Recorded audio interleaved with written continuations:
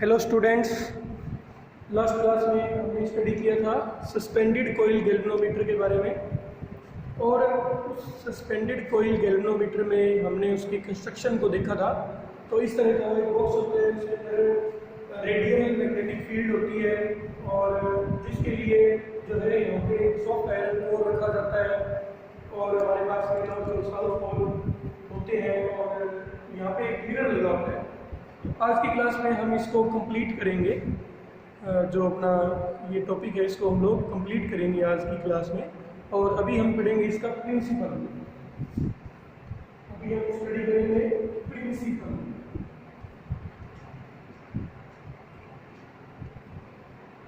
तो अगर आप इसके प्रिंसिपल को देखें तो हम लोग जानते हैं कि अगर कोई भी कोइल जो है उसको हम लोग मैग्नेटिक फील्ड में रखेंगे और उस कोइल में जब करंट पास होगा तो उस करंट पास होने की वजह से वो जो कोइल है उसके ऊपर एक टॉर्क एक्ट करेगा और टॉर्क एक्ट करने की वजह से वो कोइल जो है वो रोटेट करेगी।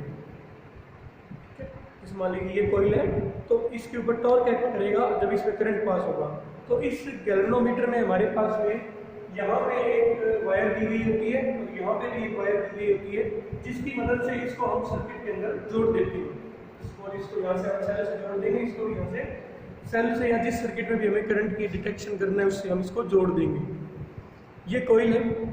कोइल जो है वो इस तरह से वायर से जो है वो क्या है अटैच्ड है। कोइल वायर से इस तरह से बंधी हुई है, सस्पेंडेड है पोल मैग्नेट्स के बीच में। मैग्नेट के पोल कैसे हैं? इस तरह से है। तो जो इसको डिफ्लेक्ट करेगा, जो टॉर्क इसको डिफ्लेक्ट करेगा वो टॉर्क कितना होगा? Tau def. टाउ डेफ क्यों लिखा है? क्योंकि ये डिफ्लेक्ट कर रहा है। किसको डिफ्लेक्ट कर रहा है? इसको। ठीक है, तो टाउ डेफ की वैल्यू होगी NIAB। क्योंकि साइन थीटा जो थीटा है वो हमेशा क्या रहता है, इसमें 90 डिग्री रहता है। थीटा कांस्टेंट रहता है, 90 डिग्री रहता है। कुछ बुक उसको 90 डिग्री कहती है, कुछ ये कहती है कि कांस्टेंट रहता है। इसलिए थीटा जो है उस पे ये टॉर्क जो है इसकी वैल्यू डिपेंड नहीं करती, क्योंकि हमने फील्ड कैसी बना ली थी वहाँ पे? रेडियल फील्ड बना ली थी with the help of pole magnets and cylinder. ठीक है, so tau def is equal to NIAB होता है। ठीक है, अब एक तो ये वायर है यहाँ पे, एक ये स्प्रिंग है। जब कोइल घूमेगी तो ये वायर के अंदर क्या आएगा? एक ट्विस्ट आएगा। जैसे हम देखें कि अगर अपने रुमाल को ऐसे घुमाएं, ट्विस्ट दें रुमाल को, तो ये जो रुमाल है या ये जो कपड़ा है ये वापिस से क्या हो जाता है? सीधा अपनी पुरानी पोजीशन को रिस्टोर कर रहा है। मैं इसको घुमा रहा हूँ, इसको ट्विस्ट दे रहा हूँ और ट्विस्ट देके जब इसको मैं हटाता हूँ तो ये वापिस से क्या होता है? अपनी पुरानी पोजीशन के अंदर आ जाता है। थोड़ा ट्विस्ट देंगे तब भी ये पुरानी पोजीशन में आ जाएगा, रिस्टोर हो जाएगा। ठीक है, इस तरह से जब इस कोइल जो इससे अटैच है उस कारण से वायर में क्या आता है? एक ट्विस्ट आता है। वायर में एक ट्विस्ट आता है, वायर थोड़ी सी घूमती है और वायर घूमती है, इधर से स्प्रिंग भी थोड़ा टाइट हो जाता है। तो ये मिलकर एक रिस्टोरिंग टॉर्क देते हैं कोइल को, टाउ आर। ये मिलकर क्या देते हैं उसको? जब ये कोइल घूमी तो इसके साथ अटैच वायर भी घूमी और नीचे स्प्रिंग भी थोड़ा टाइट हुआ, तो ये मिलकर इसको एक अपोजिट डायरेक्शन में टॉर्क देते हैं। ठीक है, करंट उसको इधर घुमाने की कोशिश कर रहा है और वो इसको इस डायरेक्शन में घुमाने की कोशिश करती है, अपोजिट टॉर्क, जिसको बोलते हैं रीस्टोरिंग टॉर्क। कौन देता है रीस्टोरिंग टॉर्क? स्प्रिंग और वायर देता है रीस्टोरिंग टॉर्क। तो उस रीस्टोरिंग टॉर्क की वजह से ये एक कंडीशन ऐसी आती है जब हमारी डिफ्लेक्शन की जो टॉर्क है वो रीस्टोरिंग टॉर्क के इक्वल हो जाती है। यानी पहले तो कोइल हमारी घूमती जाएगी और फिर एक पोजीशन पे जाके स्टेबल हो जाएगी। उस समय जो रीस्टोरिंग टॉर्क होगी और जो अप्लाइड टॉर्क होगी वो दोनों आपस में क्या होंगी? बराबर होंगी। ठीक है, जैसे फोर्स इक्वल टू फोर्स होता है ना, वैसे टॉर्क इक्वल टू टॉर्क हो जाएगा। जैसे फॉर एग्जांपल मैं इसको ऐसे मरोड़ रहा हूँ तो जब तक तो ये घूम रही है अपनी रस्सी या रुमाल जो मैंने लिया हुआ, तब तक तो जो मैं टॉर्क लगा रहा हूँ वो ज़्यादा है और इसके अंदर रीस्टोरिंग टॉर्क कम है। लेकिन जब ये पूरा मैंने इसको ऐसे कर दिया, ट्विस्ट कर दिया और अब इसको रोक लिया, इस कंडीशन में क्या है कि रीस्टोरिंग टॉर्क और मेरे द्वारा अप्लाइड टॉर्क दोनों आपस में क्या है? बराबर है। यानी कि बॉडी जो है वो रोटेशनल इक्विलिब्रियम में है। ठीक है, इसको छोड़ेंगे तो वापस एक इसमें आ जाएगा, पुरानी पोजीशन में रिस्टोर हो जाएगा।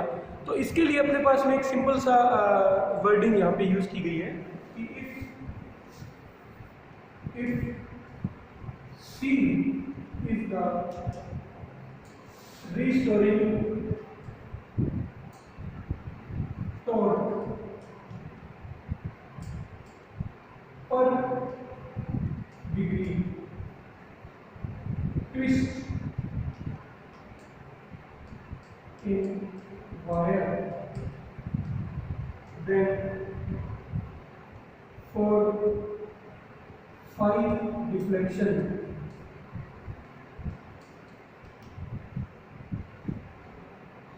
tau r will be equal to C phi। यहाँ पे मान लीजिए C दिया गया है अपने को, C एक कांस्टेंट हमने डिफाइन कर दिया जो ये बताता है कि अगर 1 डिग्री इसमें ट्विस्ट आएगा, यानी 1 डिग्री अगर हम इसको घुमाएंगे 1 डिग्री, तो टॉर्क जो एक्ट करेगी, जो रिस्टोरिंग टॉर्क एक्ट करेगी वो इक्वल टू होगी मान लीजिए C। कितनी एक्ट करेगी? C।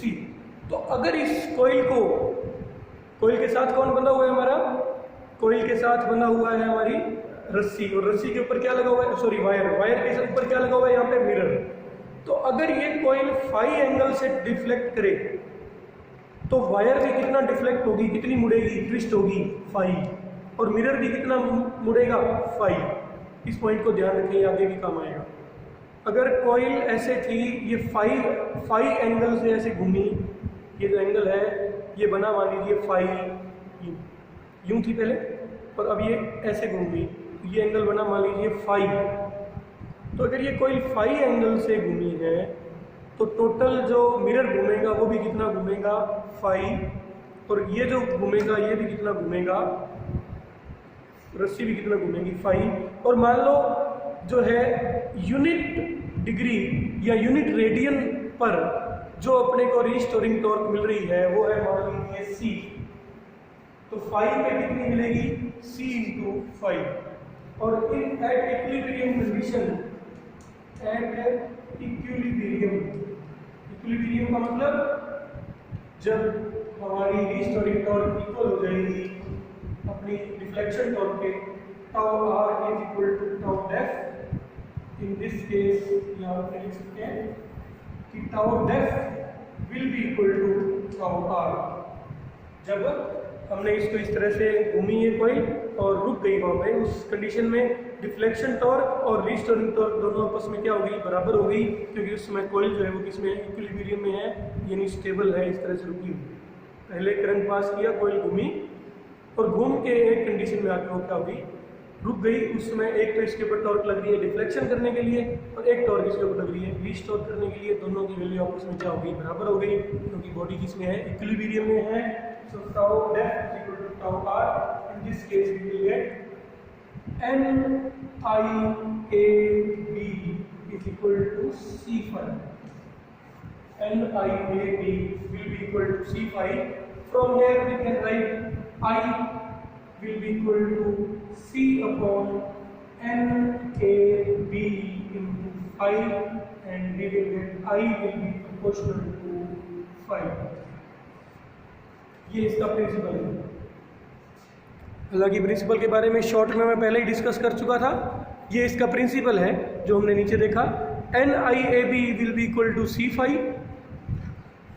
I will be equal to C upon NAB। तो देखिए नंबर ऑफ टर्न्स कोइल में कांस्टेंट है, एरिया कांस्टेंट है, मैग्नेटिक फील्ड की वैल्यू कांस्टेंट है और C भी क्या है? कांस्टेंट है। तो ओवरऑल ये I जो है वो क्या होगा? प्रोपोर्शनल होगा किसके? केवल फाई के प्रोपोर्शनल होगा, क्योंकि C अपॉन NAB जो रहेगा वो क्या रहेगा? कांस्टेंट रहेगा। ठीक है, यही इसके अंदर मेन चीज़ है कि जितना ज़्यादा फाई एंगल डिफ्लेक्ट होगा दैट मीन्स वहाँ पे उतना ही ज़्यादा करंट पास हो रहा है। मान लो पहले हमने उसके अंदर किसी सर्किट में उसको जोड़ा, वो इतना डिफ्लेक्ट हुआ कोई, और अगली बार हमने किसी और सर्किट में जोड़ा, वो इतना डिफ्लेक्ट हुआ। तो जितना ज़्यादा वो डिफ्लेक्ट हो रहा है उतना ही ज़्यादा वहाँ पे क्या है? मैग्नेटिक फील्ड भी। कम डिफ्लेक्ट हुआ, कम मैग्नेटिक उतना ही ज़्यादा वहाँ पे करंट की वैल्यू भी। कम डिफ्लेक्ट हुआ कम करंट है, ज़्यादा डिफ्लेक्ट हुआ मतलब करंट क्या हो रहा है, ज़्यादा पास हो रहा है। इसीलिए ये इसका प्रिंसिपल है कि I is proportional to phi, that is its principal.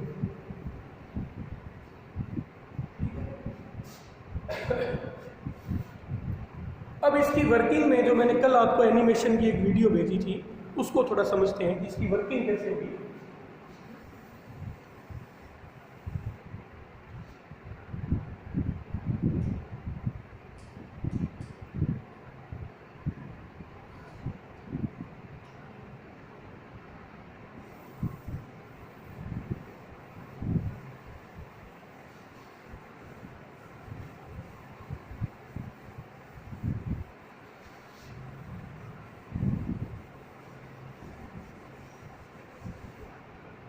Working में सबसे पहले अपने को आना चाहिए कि अरेंजमेंट कैसे की जाती है इसकी।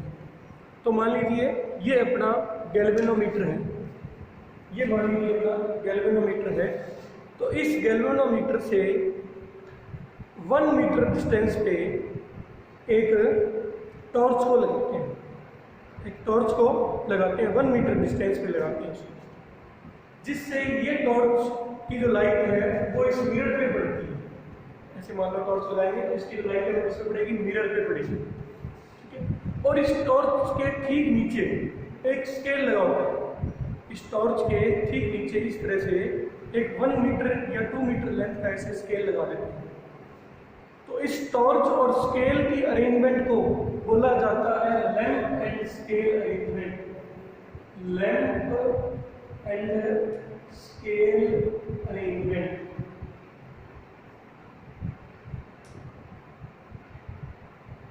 इसको बोला जाता है लैंप एंड स्केल अरेंजमेंट, ठीक है। एक लैंप होता है और उसके ठीक नीचे क्या लगाते हैं, एक स्केल लगाते हैं, ठीक है। उसको बोलते हैं लैंप एंड स्केल अरेंजमेंट। इसमें क्या होता है कि जब टॉर्च की रोशनी जाती है गैल्वेनोमीटर में बढ़ती है तो उसका जो रिफ्लेक्शन है गैल्वेनोमीटर से वो वापिस इस स्केल पे आता है। जो रिफ्लेक्शन है लैंप का, लाइट का जो रिफ्लेक्शन जाएगा वो वापिस से किससे आ जाएगा, गैल्वेनोमीटर के मिरर से टकरा के इस स्केल पे आ जाता है, ठीक है। और जब करंट पास करते हैं तो कॉइल भी घूमती है, कॉइल घूमती है तो मिरर भी घूमता है, और मिरर घूमता है तो उससे क्या होता है, ये जो उसका डिफ्लेक्शन हो रहा है, जो ये लाइट जा रही है, ये भी क्या होती है, मूव करती है। उसके मूवमेंट के अकॉर्डिंग हम लोग क्या फाइंड करते हैं, करंट की वैल्यू को फाइंड करते हैं, ठीक है।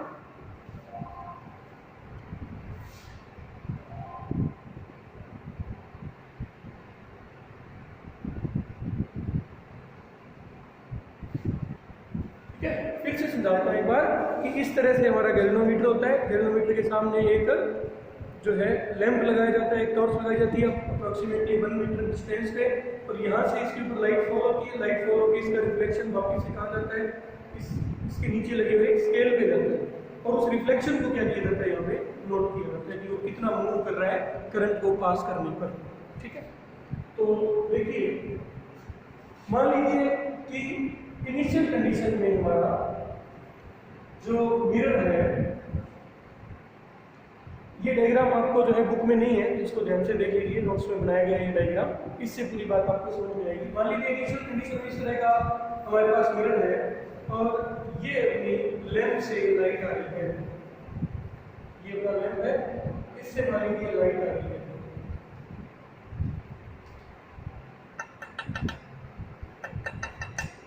लैंप से लाइट है इस तरह से आ रही है।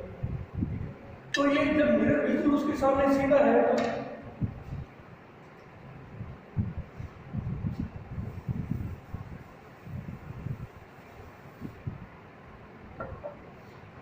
मान लीजिए ये मिरर है और ये जो है यहाँ पे लैंप से इसके ऊपर मान लीजिए लाइट है,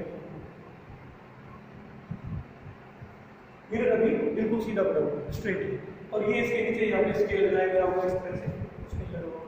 तो जब मिरर यानी इसके बिल्कुल सामने ये रखा गया है, क्या रखा गया है, गैल्वेनोमीटर, और ये उसका क्या है, मिरर, मिरर बिल्कुल स्ट्रेट है।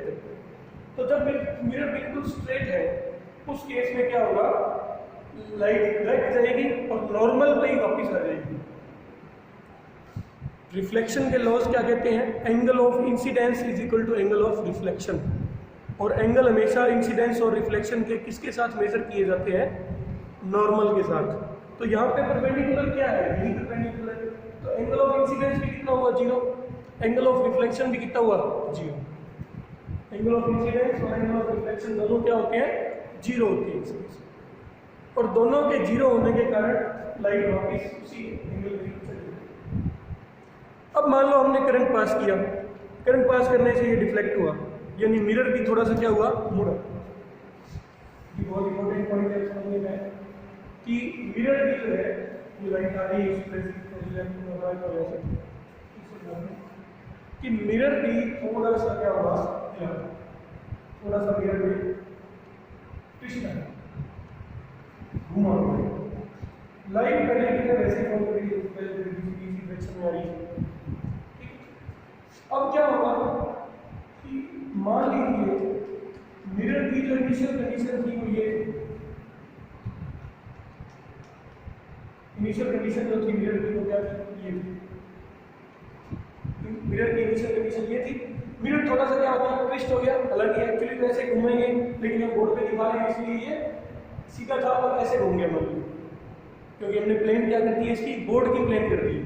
एक्चुअल में तो ऐसे घूमेगा, ये सामने आएगा मिरर, यूं घूमेगा या यूं घूमेगा, ठीक है। लेकिन हम इसको बोर्ड पे दिखा रहे हैं तो हमने इसको क्या किया? ऐसे था, थोड़ा सा ऐसे हो गया मिरर। तो मिरर के घूमने से क्या होगा? जब मिरर थोड़ा सा डिफ्लेक्ट होगा, मान लीजिए मिरर डिफ्लेक्ट हुआ फाई एंगल से। कितने एंगल से डिफ्लेक्ट हुआ? फाई एंगल से। ये सामने लगा हुआ है स्केल, ये सामने लगा हुआ है इसके स्केल। प्लेन चेंज की हमने ट्रिग्नोमेट्री ध्यान से इसको सुनिए। ये स्केल लगा हुआ है, इसको कहते हैं, यानी हम एक्चुअल में ये वाली प्लेन है ना, इस तरह से लाइट आ रही है और इस तरह से रिफ्लेक्ट होकर जा रही है। इस तरह से लाइट आ रही है तो इस तरह से रिफ्लेक्ट होकर जा रही है। तो हम ये वाली प्लेन को बोर्ड पे बना रहे हैं। तो ये वाली प्लेन है, इसको हम कहाँ पे बना रहे हैं? बोर्ड पे बना रहे हैं। तो अपना ये फाई एंगल से मान लीजिए मुड़ा, फाई एंगल से मुड़ा तो इसके ऊपर जो परपेंडिकुलर है वो भी क्या होगा? इस तरह से मुड़ेगा। ये तो पुराना परपेंडिकुलर तो यही था जो इसके ऊपर था। अब जब यही घूम गया तो परपेंडिकुलर भी थोड़ा घूम गया। तो कितना घूमेगा? अगर ये एंगल फाई है तो ये कितना होगा? 90 माइनस फाई। ये एंगल फाई है, ये कितना होगा? 90 माइनस फाई, क्योंकि इसके ऊपर मैं अगर इसको पॉइंट नाम दे दूं ओ ए डैश, ऐसे नाम दे दूं बी डैश। तो पहले मिरर की पोजीशन थी ए बी, अब क्या होगी? ए डैश बी डैश। तो जो ये एंगल है देखिए, पहले जो था ये जो रे थी या ये जो परपेंडिकुलर था ये ए बी पर परपेंडिकुलर था। अब ये थोड़ा घूम गया तो ये एंगल हुआ फाई। तो अभी भी ये लाइन ए बी पे तो क्या है? परपेंडिकुलर है, लेकिन ये एंगल कितना बचा? 90 माइनस फाई। इसी तरह से ये वाला जो है ये मान लो नॉर्मल बात है ना, ये नॉर्मल हो गया एन डैश। अब एन डैश और ये जो एंगल बन रहा है, एन डैश और ए डैश के बीच एंगल बन रहा है, ये टोटल एंगल कितना है? 90 डिग्री। तो ये एंगल कितना बचेगा? फाई। ये टोटल एंगल कितना है? देखिए ध्यान से, ये एंगल टोटल कितना है? 90, क्योंकि एन डैश इस ए बी के ऊपर क्या है? ए डैश बी डैश के ऊपर क्या है? परपेंडिकुलर। उसमें से ये एंगल कितना होगा? 90 माइनस फाई। तो ये एंगल कितना बचा? Only phi. ये एंगल कितना बचा? इसका मतलब हमारा जो एंगल ऑफ इंसिडेंस होगा वो कितना होगा? फाई होगा। देखिए, क्योंकि अब मिरर ये कंडीशन में है, तो एंगल ऑफ इंसिडेंस क्या होगा? फाई। तो एंगल ऑफ रिफ्लेक्शन भी क्या होगा? फाई। इस तरह से ये है, ये हमारी इस स्केल पे आप मिलेगी, ये एंगल क्या होगा? फाई होगा, ठीक है। पर सपोज ये जो डिस्टेंस है ये कितना है? डी, और ये जो डिस्टेंस है ये है कैपिटल डी। यानी हमारे मिरर से स्केल की डिस्टेंस है वो कितनी है? Capital D. और जो ये डिफ्लेक्शन हुआ, पहले तो यहाँ था, लैंप के ऊपर ही आ रहा था ना, पहले लैंप के ऊपर ही आएगा, जो उसका रिफ्लेक्शन होके जो लाइट आएगी लैंप के पास ही आएगी, फिर वो घूम के यहाँ पहुँचेगी। तो ये जो लीनियर डिस्प्लेसमेंट हुआ ये मान लीजिए है डी। इसका लीनियर डिस्प्लेसमेंट जो अपने को रिफ्लेक्शन दिखाई दे रहा है लाइट का, उसका लीनियर डिस्प्लेसमेंट मान लीजिए हुआ 100। ये एंगल फाइव, ये 90 माइनस फाइव था, ये कितना होगा 5, angle of incidence 5, angle of reflection भी कितना होगा 5। ठीक है, इसलिए मिरर देखो यहाँ पर भी। और इस तरह से अपने पास में अगर हम देखें इस ट्रायंगल में, बड़े वाले ट्रायंगल में tan 2 5 will be equal to tan 2 5 will be equal to d upon d, perpendicular upon base। अपने को बुक में डायरेक्ट ये गिवन है tan 2 5 equal to d upon d। को कैसे आया? ये एंगल 5, ये एंगल 5, तो इस पूरे ट्रायंगल में ये पूरा एंगल कितना हुआ 2 5, इसका अपना कितना लगाया tan एंगल लगाया perpendicular upon base d upon d। अगर tan छोटा हो, अगर एंगल छोटा हो तो हम लिख सकते हैं 2 5 is equal to d upon d। 2 5 is equal to d upon d। कैसे? क्योंकि ये तो हमने इतना बड़ा रिफ्लेक्शन लिया है। आमतौर पे क्या होगा अगर हम देखें तो थोड़ी सी कोई क्या होगी डिफ्लेक्ट होगी, यूं तो नहीं पूरा घूम के ऐसे हो जाएगी, थोड़ी सी वो क्या होगी करंट की वजह से डिफ्लेक्ट होगी, तो इसलिए उसका जो एंगल होगा वो बहुत ही स्मॉल होगा। स्मॉल एंगल होने की वजह से हम tan 2 5 को क्या लिख सकते हैं, ओनली 2 5 लिख सकते हैं। 2 5 equal to d upon d and we can write again, यहाँ पे मैं लिख रहा हूँ छोटा सा, we can write 5 is equal to d upon 2d। 5 is equal to d upon 2d। So 5 is proportional to d, or we can say the basic principle about it is I is proportional to 5 is proportional to d। यानी ये relation अपने को बताता है, principal में हमने पढ़ा कि हमारा जो करंट होगा वो फाई के प्रोपोर्शनल है, कि हमारा जो करंट होगा वो फाई के क्या है प्रोपोर्शनल है, जितना डिफ्लेक्शन हो रहा है वही किसकी वैल्यू है, करंट की वैल्यू। ठीक है, फाई जो है वो किसके प्रोपोर्शनल है, करंट जो होगा वो किसके प्रोपोर्शनल होगा, फाई के प्रोपोर्शनल होगा। कौन बताता है अपने को, ये प्रिंसिपल बताता है। और वर्किंग में हमने क्या देखा, उस फाई को भी हमने किस में चेंज कर दिया, लीनियर डिस्प्लेसमेंट में चेंज कर दिया, कि जितना स्केल पर हमारा जो लाइट जो आएगी वो जितना मूव करेगी उतना ही ज़्यादा क्या होगा, करंट की वैल्यू ज़्यादा होगी। I is proportional to phi and phi is proportional to d, so ultimately I is proportional to d। जितना ज़्यादा हमारे पास में यहाँ से मान लीजिए मूव करके यहाँ तक लाइट गई तो करंट क्या होगा, उतनी वैल्यू आएगी। अगली बार मान लो यहाँ तक ही गई तो इसका मतलब फर्स्ट बार में करंट की वैल्यू ज़्यादा थी, सेकंड बार में करंट की वैल्यू क्या है, कम है। ठीक है, तो ये अपने पास टॉपिक है जिसको हमने स्टडी किया इसमें। ठीक है, फिर से जरा हम इसको रिवाइज कर लेते हैं। प्रिंसिपल के अंदर हम लोगों ने क्या देखा, प्रिंसिपल में हमने देखा कि हमारा जो दो तरह की टॉर्क होती है, एक टॉर्क तो इसको इस तरह से ट्विस्ट करती है जिसको बोलते हैं डिफ्लेक्शन टॉर्क, और एक इसको वापस से रिस्टोर करने की कोशिश करती है वायर को, वो होती है रिस्टोरिंग टॉर्क। और जो हमारा डिफ्लेक्शन होता है, दोनों टॉर्क आपस में बराबर हो जाती है। जब कोई हमारी इक्विलिब्रियम में चली गई तो दोनों टॉर्क आपस में क्या हो जाती हैं, बराबर हो जाती हैं। यानी tau def is equal to किसके होता है, टाउ रिस्टोरिंग के इक्वल होता है। Tau def is equal to tau restoring के इक्वल होता है। वहाँ से हमने रिलेशन निकाला कि आई इज प्रोपोर्शनल टू 5, यानी जितना ज़्यादा ये कोई डिफ्लेक्ट करेगी उतना ज़्यादा वहाँ पे क्या होगा, करंट की वैल्यू इसमें ज़्यादा होगी। फिर हमने उसको वर्किंग के अंदर देखा। वर्किंग में क्या होता है कि इसके ऊपर लाइट फॉल करवाते हैं मिरर के ऊपर लाइट फॉल करवाने से क्या होता है, मिरर थोड़ा सा ट्विस्ट होता है। जब अपने ये जो करंट जब पास करते हैं तो कोईल थोड़ा घूमती है, कोईल के घूमने से जो है उसके साथ अटैच जो वायर है वो भी थोड़ी घूमती है, उसकी वजह से मिरर भी थोड़ा सा क्या हो जाता है, घूम जाता है। जब मिरर घूमता है तो उसके ऊपर जो लाइट पहले सीधी सीधी आ रही है, सीधी वापस जा रही है स्केल पे, अब वो भी थोड़ी क्या हो जाती है, आप ऐसे नहीं है लेकिन जाती है यहाँ पे। उस केस में मान लो स्टार्टिंग में इसकी पोजीशन थी ये ए बी मिरर की, अब वो चेंज होके हो गई इस तरह से ए डैश बी डैश। स्टार्टिंग में थी ए बी, अब हो गई ए डैश बी डैश। तो ये कितना होगा, 5 से डिफ्लेक्शन हुआ, मान लो कितने से डिफ्लेक्शन हुआ, 5 से। ये 5 है, ये कितना होगा 90 माइनस 5, ये 90 माइनस 5 है, तो ये कितना होगा 5, क्योंकि ये इसके ऊपर 90 है, इसमें से ये 90 माइनस 5 है, ये कितना बचा 5। ये 5 और जिस एंगल पे आया है उसी एंगल पे जाएगा। तो एंगल ऑफ इंसिडेंस कितना है 5, एंगल ऑफ रिफ्लेक्शन भी कितना होगा 5। तो ओवरऑल इंसिडेंट रे और रिफ्लेक्टेड रे के बीच में टोटल एंगल कितना बनेगा 2 अब इस ट्रायंगल में हमने tan 2 लगाया, किसके इक्वल आया d/d। यहाँ पे d क्या है, d है लाइट का लीनियर डिस्प्लेसमेंट स्केल पे, स्मॉल d है लाइट का लीनियर डिस्प्लेसमेंट स्केल पे, वो ये है, और कैपिटल D है डिस्टेंस। तो यहाँ से हमने tan 2 equal to d/d, 2 equal to d/d आएगा स्मॉल एंगल के लिए, 5 5 is proportional to d, but we know that 5 is also proportional to current, so we can say current is proportional to angle and also it is proportional to linear displacement of the light.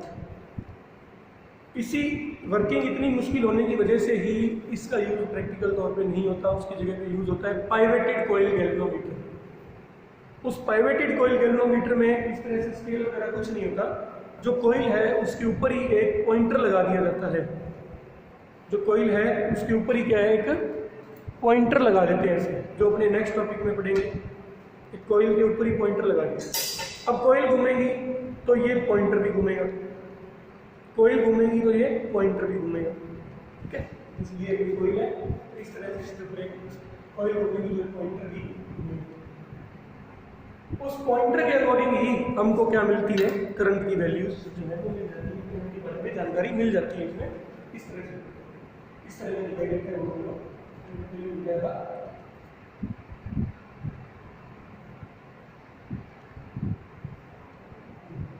दो wire होती है इसके अंदर। इसको हम लोग next class में study करेंगे, इसको ध्यान से आप देखिए दोनों टॉपिक को। Thank you.